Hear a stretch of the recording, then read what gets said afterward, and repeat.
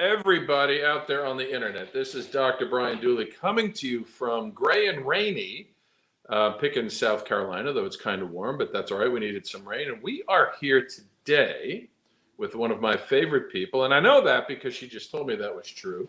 We are here with Dr. Pam Jarboe, who's going to tell us, among other things, why she loves New Beginnings and why it's such a nice home to a fine Irish lass, Amish lass, as Amish, Irish, and Italian. So, I totally blew that intro, but that's okay because it's totally fine. No one's paying attention. I'm counting on it. It's the only reason I showed up. I do it all for the fan. So, Dr. Pam, what is it about New Beginnings that I guess got you there, and then what keeps you coming back? Okay, well, it's a great question. But first, Brian, I just want to ask you, you're from Pickens, South Carolina. I'm from Groton, Massachusetts. Vastly different world.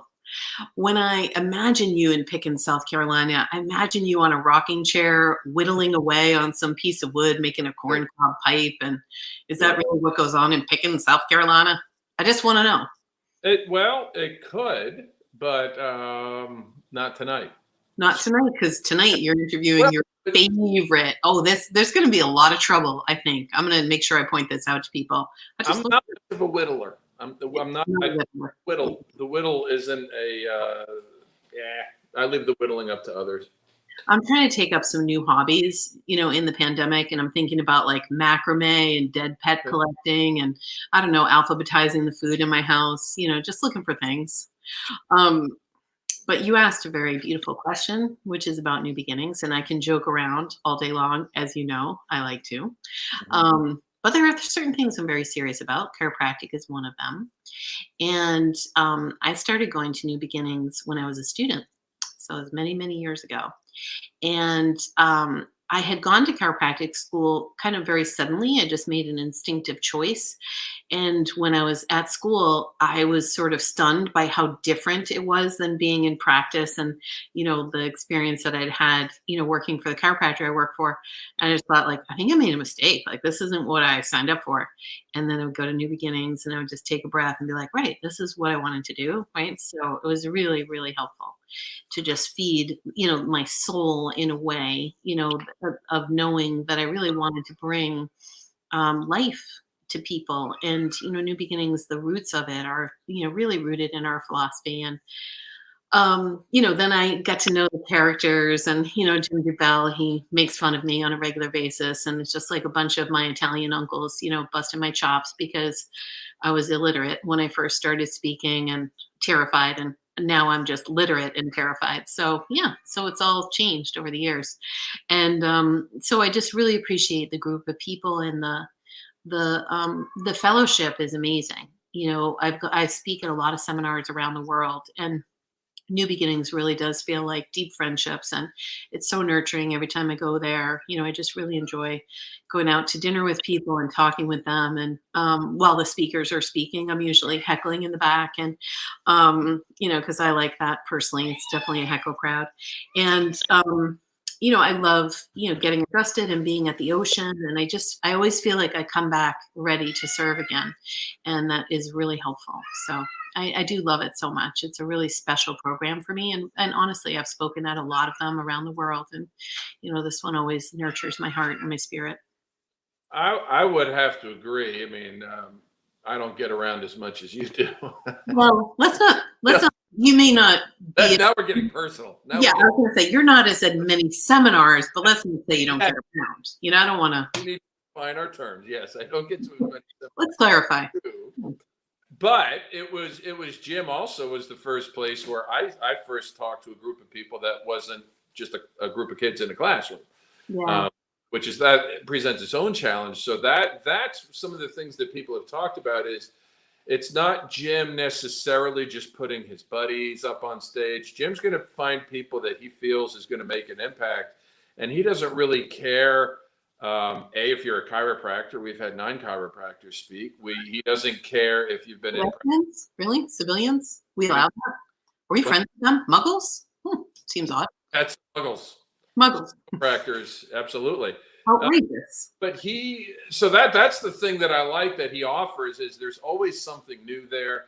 You'll have speakers that maybe, boy, I've known this person 15 years, never saw him on front and in stage at all. And then here they are at New Beginnings all of a sudden. And Jim has always been, so anybody, if you just want to see what it's like maybe to speak on stage, come to New Beginnings, meet Jim, and he'll throw you up there. And you made a really good point about me up there. He'll throw anybody up there, really. Just the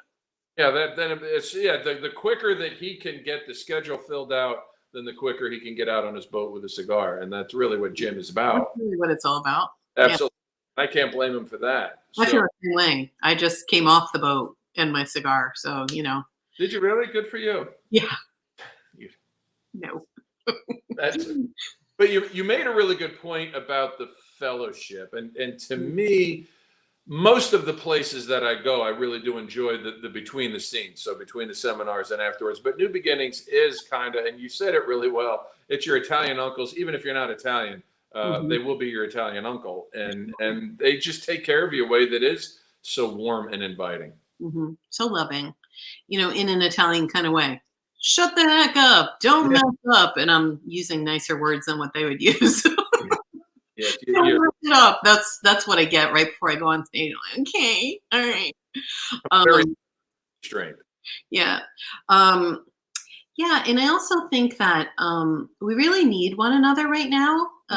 You know, when I was speaking at MACP recently, you know, the philosophy group here in Massachusetts that's hosted by Dr. Peter Kevorkian and the lovely Dr. Patty Giuliano. And, you know, when I was speaking at that seminar, you know, we were just talking about like taking a commercial break, you know, from the anger and the frustration and the fear and just remembering like how much we love life, you know, and how much we honor life and how much we bring life every day, and just living in that space and bathing in it with one another is like a really special thing that we just get to take a commercial break from the tone of life and just really be in, you know, what is real life, you know, and adding more life to each other. And it's so essential right now because, you know, a lot of chiropractors are kind of losing it sometimes, and just we really need one another and to be around each other and to, you know, hug each other and love each other and support each other and listen. And,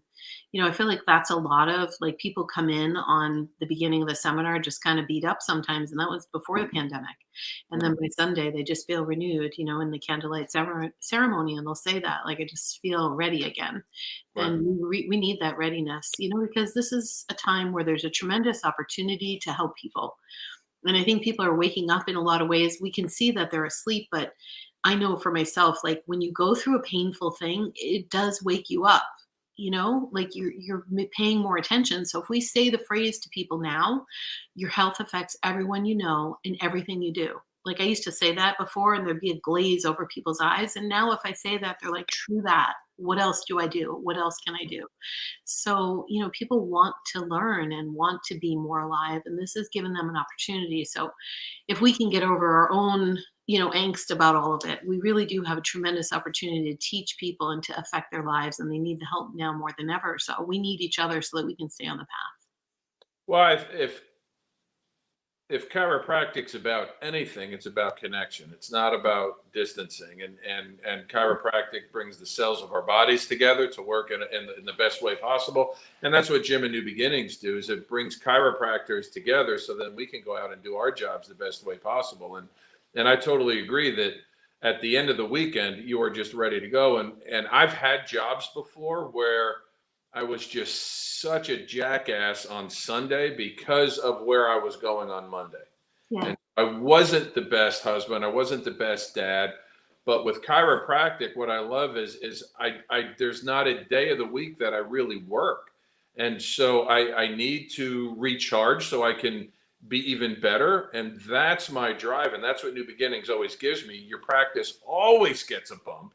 All of a sudden, the new patient you hadn't heard from, there they are. They're all coming in. You get the reactivations. It's just the way it kind of works in chiropractic, which is pretty cool. And you're going to be speaking at this particular event. Do you have any idea what you're talking on yet? I know how much forethought you always give a presentation. I do.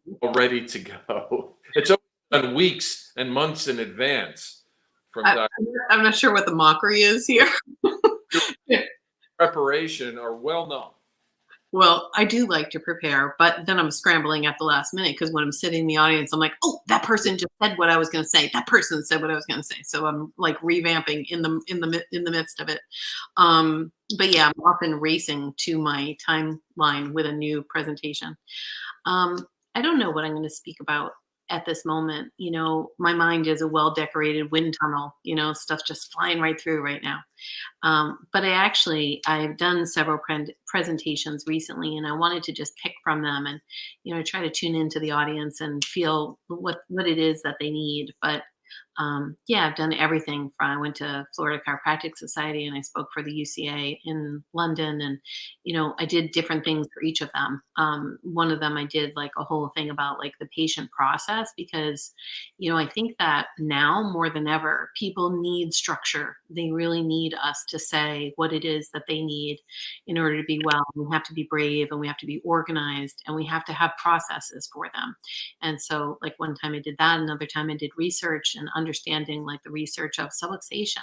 I find that sometimes I'll go to seminars and people aren't talking about subluxation in a whole seminar. And it's important that we talk about it and talk about a vertebral subluxation. And so, yeah, sometimes I talk about that. So I'm not exactly sure what I'll speak on, but it's going to be great. Best ever. It's always great, and when Dr. Pam Jarboe speaks, so I'm sure it'll be great. So I'm looking forward to it. I think I'm gonna do the principles from 33 to 1. I've got an hour this time, so I got some Oh, time. that's exciting. You're doing a CE course? Hmm. Okay, that's great. And we've done it at MACP where we've done the principles. Hmm. I could bring that back. Like the principles in implementing the principles in practice is so beneficial because I coach people, and I've listened to chiropractors and I've sat on their board of directors tables for like 7 years. And one of the big things that I see repeatedly is that we don't have a foundation for Hmm. why we do what we do, or like how to translate a person who speaks French into speaking our language. Like they speak a foreign language, and the principles are really the thing that are a translator and help them to come over to a different way of thinking. They're really beautiful. So yeah, it's really exciting that it's going to be also in Asbury Park. And my boyfriend Bruce Springsteen, that's his home. And so it's so great because I get to be close to him again. Now, you may not have known this, but that's all. I used to be a valet in the very hotel that we're holding this event when I Yeah, was in high school. I did not know. Heck yeah. So I'm not only giving CE, I'm also parking cars for the I weekend. was gonna say, okay, Yes. If I serve chiropractic, I'm going to serve. exactly. I'm here to serve. And Yep. so by serving, like tell me, what's the fanciest car that you ever got to valet? Because that's what you remember. Quite literally, the Magnum PI Ferrari. Oh, really? Yeah, Sweet, sweet ride. wasn't that? Um, I was very so nervous. did you burn rubber out of the parking lot as you went to park the car? No, because I didn't even know how to drive a stick. Oh, really? That's so funny. Yeah, here you go. We'll see you later. Yeah, the first car I ever owned was the stick, and I worked for a chiropractor. My chiropractor actually bought it for me from a patient, and then took the money out of my salary, which was really sweet because I was too terrified to buy it on my own. Young girl, didn't have like all the things, and so it was a Volkswagen Bug that was spray painted black with tinted windows and 18-inch wide tires. So it was like a dune buggy. It was just a hilarious car, and it was a stick shift, so that I had to learn how to drive in the hills of Tuckahoe, New York. Wow. Yeah, so I did learn to drive a stick. That's fun. That's a fun job that you get to valet. And I think people should come and just walk up and hand you their keys. I will. Yeah. Absolutely. Be And like, Brian, chop chop. maybe then when they want to walk out, I'll give them back. We'll see. Yeah, you never know. I'm just gonna be like, putting $1 in your pocket. That sounds naughty, but I didn't mean it that way. Yeah, I was thinking shirt. I was thinking right. Anyway, Well, to our regulars. we all know, and maybe not everybody knows, but between Dr. Pam and I, we know that I'm not sexy at all. So, We're never gonna get over that. no, Well, I am. I am. I'm good with it. sure you are. So, I've accepted it. say it in front of all You're all of them. Yeah, that was bad that it was in your workplace with your students who you're hoping to hook up with. And then, I'm saying you're not sexy. That's embarrassing. But you know what? I'm Amish. And so that's what happens. So Yeah. We're counting on no one understanding anything of what we're talking about. But I was interviewed by Brian and blurted out that he wasn't sexy. And you'll never understand why, because it was a very specific comment.